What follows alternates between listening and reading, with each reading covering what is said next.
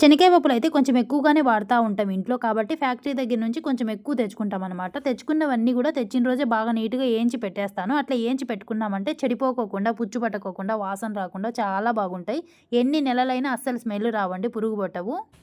ఇలా కొన్ని కొన్ని వేసుకుంటూ లో ఫ్లేమ్‌లో పెట్టి వేయించుతా ఉన్నా. అన్నీ వేయించిన తర్వాత బాగా చల్లారిన తర్వాత మనం డబ్బాకైతే ఎత్తి పెట్టేసుకోవాలి. ఇట్లా ప్లేట్‌లో వేసా గదా! ఇంగ ఓపిక సచ్చిపోయింది. అందుకని కూర్చొని ఎంచుతా ఉన్నా.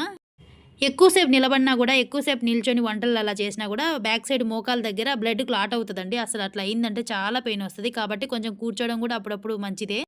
ఇదంతా ఏంచేసరికి మొత్తం ఫేస్ అంతా శనగకాయ పప్పుల కలర్‌లోనే వచ్చేసింది. కాఫీ కలర్‌లో.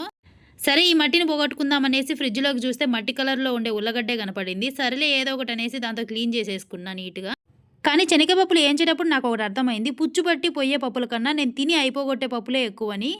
నిజంగా ఏంచేంత సేపు తింటానే ఉంటా ఎందుకో పల్లీలు నేను.